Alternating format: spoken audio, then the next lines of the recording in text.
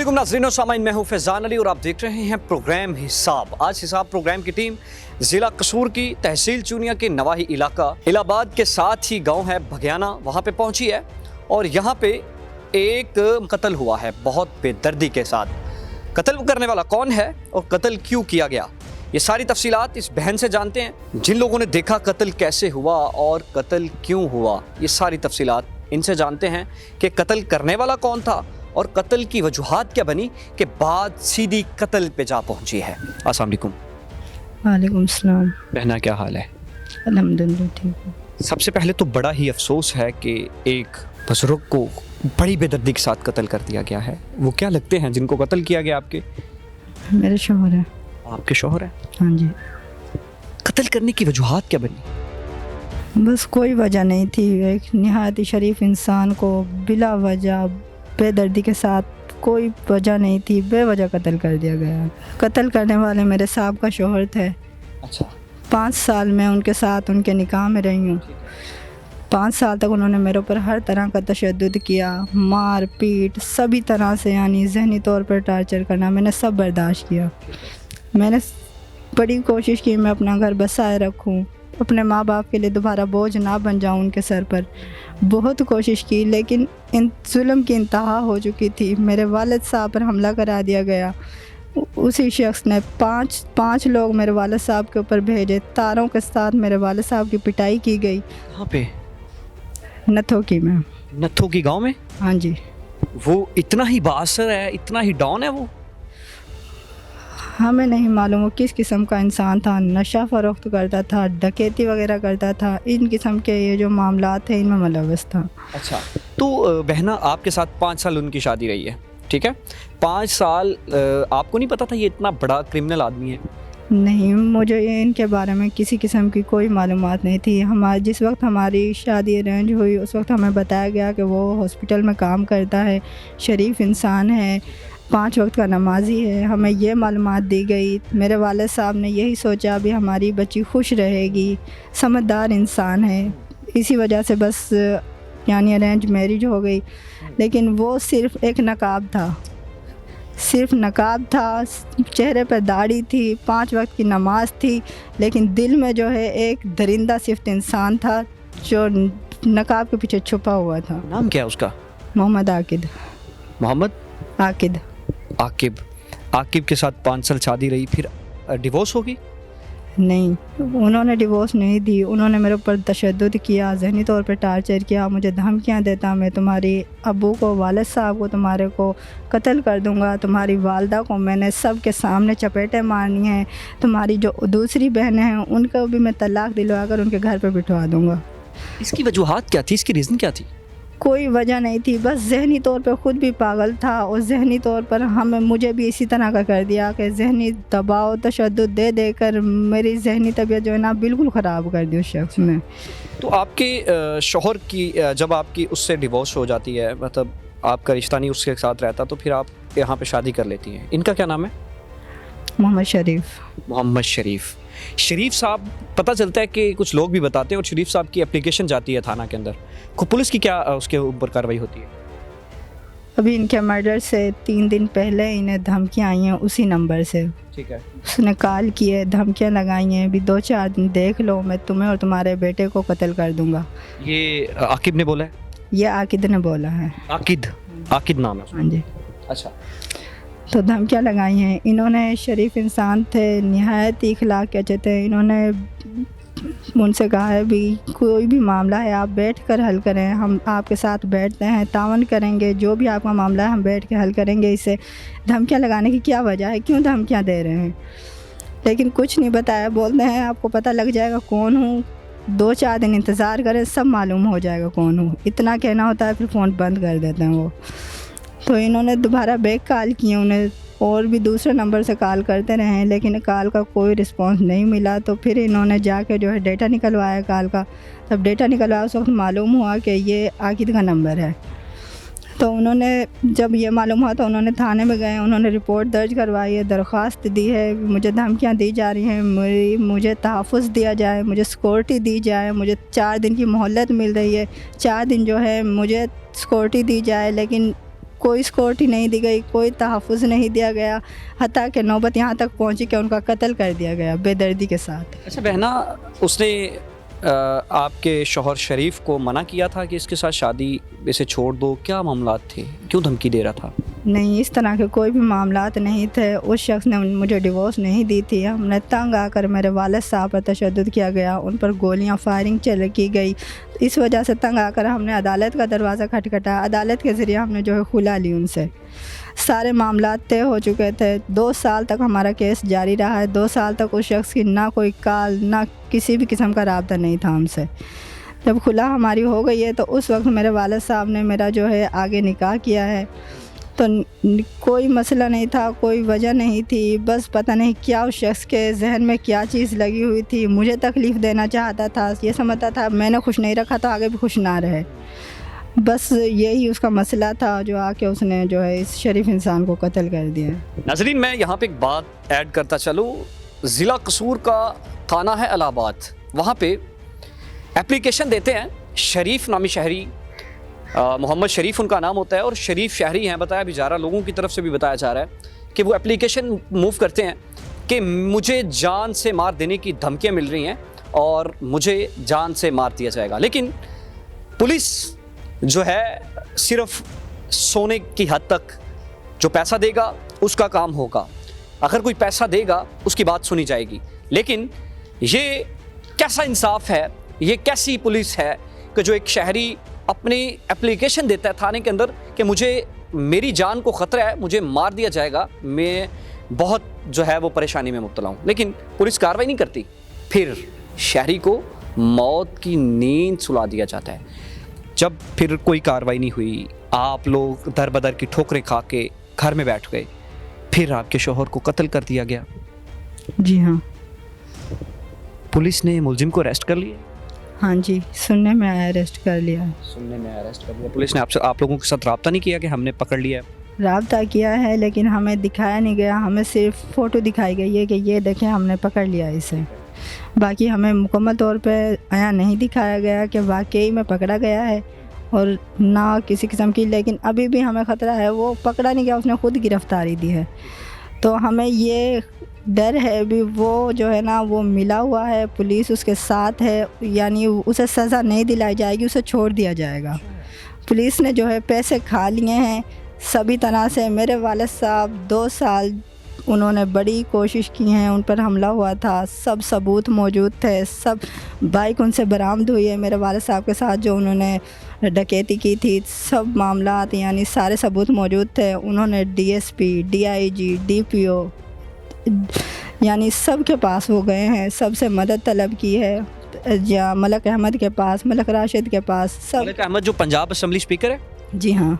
आपके वालिद साहब गए उनके पास? जी हाँ, मेरे वालिद साहब उनके पास 3 से 4 दफ़ा गए हैं, लेकिन किसी ने कोई सिक्योरिटी नहीं दी। बड़ा मेरे वालिद साहब जो है दर बदर गए हैं, बहुत ही यानी अकेले, बहुत उन्होंने कोशिश की कि हमें तहफ़्फ़ुज़ दे दिया जाए, हमारी जान ख़तरे में है, हमें रोज़ाना धमकियाँ मिलती हैं, मुझे धमकियाँ मिलती हैं, मेरे बच्चों को धमकियाँ दी जाती हैं, बच्चियों को स्कूल नहीं भेज सकते, धमकियाँ मिल रही हैं अगर स्कूल जाएंगे तो बच्चों को उठा लिया जाएगा, बेटे बाहर जाएंगे तो उनको उठा लिया जाएगा, यानी कत्ल कर दिया जाएगा। यानी घर से निकलने से भी ना जो है बहुत ही परेशानी बनी हुई है, घर से बाहर नहीं निकला जा रहा। सर के साईं होते हैं जो शौहर होते हैं।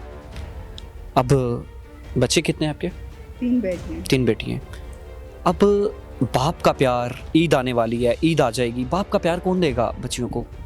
क्या बताओगी पापा किधर है? बच्चियां जो हैं उन्होंने वो बच्चियों को बोझ समझता रहा है। पहली बेटी पैदा हुई है, मुझसे कह दिया गया है भी बेटी क्यों पैदा हुई है, बेटा क्यों नहीं हुआ, मैं मुंह दिखाने के काबिल नहीं रहा हूँ। कौन कहता था?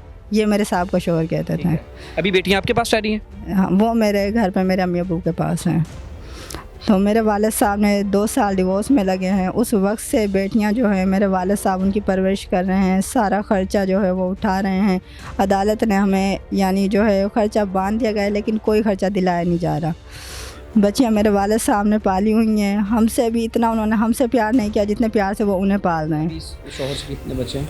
नहीं, अभी इनसे कोई नहीं है। कितनी देर हो गई शादी से?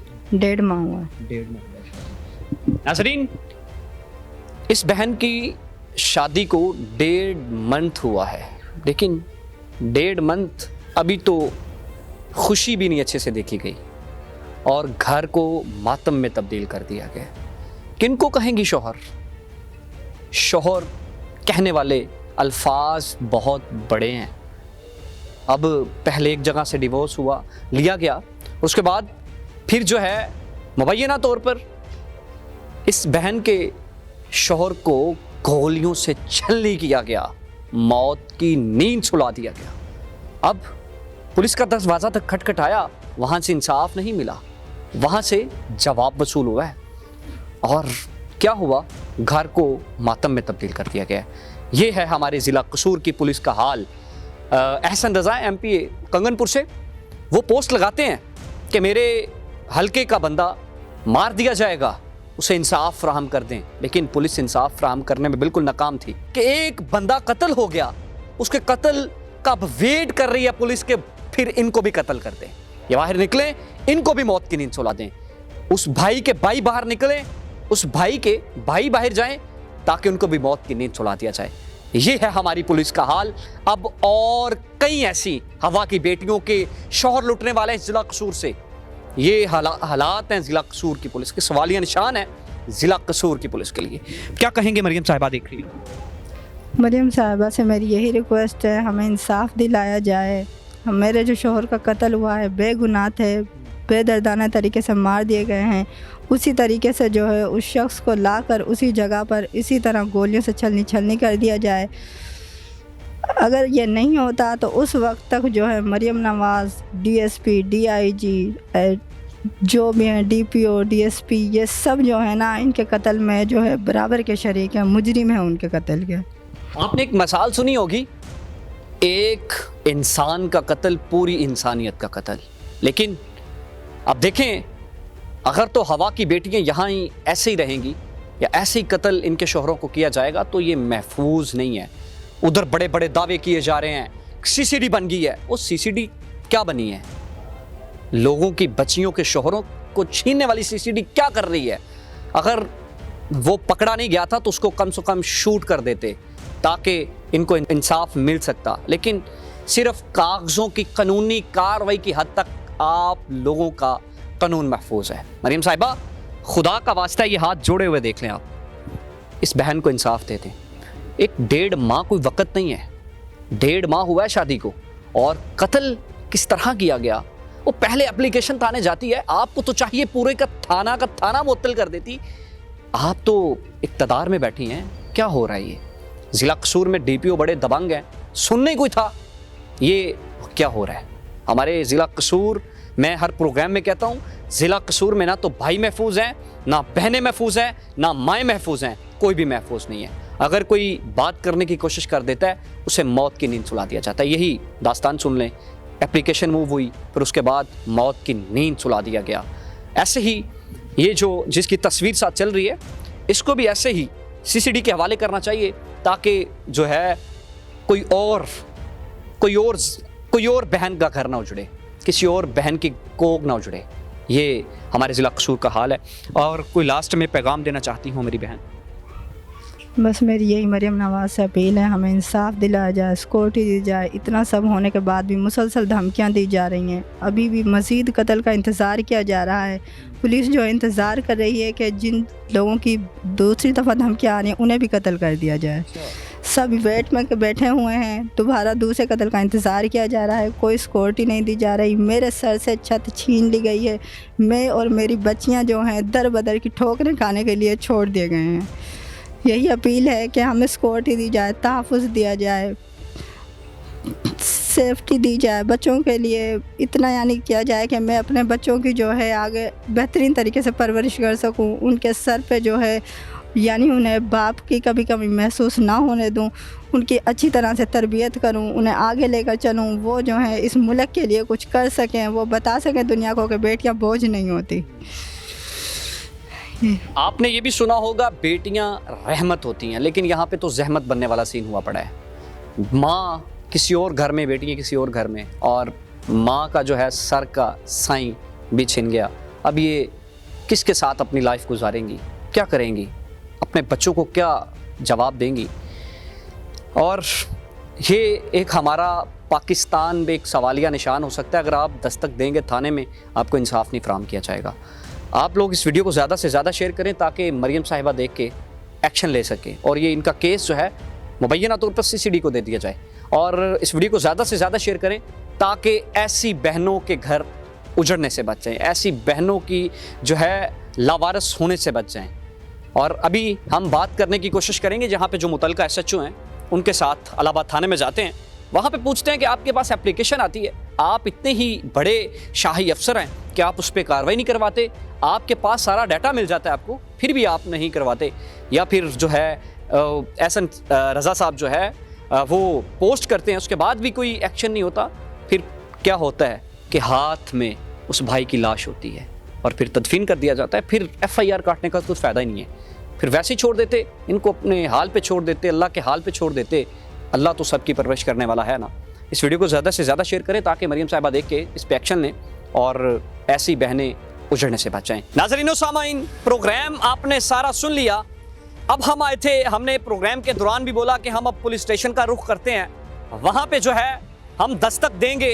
ये शहरी हमारी बहन का जो शोहर को, शरीफ को कत्ल किया गया, फिर हमने भी दस्तक दी पुलिस स्टेशन आके। अली इंस्पेक्टर साहब जो हैं SHO हैं यहाँ पे थाने के अंदर, वो मौजूद नहीं है, लेकिन हमें जो है वो बताया गया SHO साहब किसी काम के लिए बाहर गए हुए हैं, वो यहाँ पे मौजूद नहीं है। हम उनका वेट करते रहे हैं पहले बाहर खड़े होते हुए, लेकिन जब हम पुलिस स्टेशन के अंदर जाके मुंशी साहब से पूछा गया तो उन लोगों ने बताया कि यहाँ पे SHO साहब किसी काम के लिए गए हुए हैं। अगर शहरी एक एप्लीकेशन देगा उसके ऊपर कार्रवाई नहीं होगी, 4-5 दिन बाद फिर उसको मौत की नींद सुला दिया जाएगा। ये तो हालात है हमारे मुल्क के पाकिस्तान के, ये हालात हैं हमारे पंजाब पुलिस के कि जो जहाँ पे दस्तक देंगे पंजाब पुलिस के थाने के आके तो आपको इंसाफ नहीं फराहम मिला, यहाँ से इंसाफ नहीं मिलेगा, लेकिन आपको यहाँ से रसवा होना मिलेगा, उसके अलावा कुछ नहीं मिलेगा। इस वीडियो को ज़्यादा से ज़्यादा शेयर करें, जितने भी अफसरान इसमें मुलव्वस हैं उनके सब के ऊपर कार्रवाई होनी चाहिए। जैसे कि मेरे भाई एक मासूम शहरी कत्ल हो गया है, उनका नाम शरीफ था, उसकी बेगम ने बताया कि हमने एक एप्लीकेशन दी, उस पर कोई कार्रवाई नहीं हुई। ये क्या हो सकता है? क्या मिली भगत हो सकती है या उसके साथ उनका कत्ल ही लिखा गया है? ये सारी तफसीलात आपने सुन ली है। इस वीडियो को ज़्यादा से ज़्यादा शेयर करें।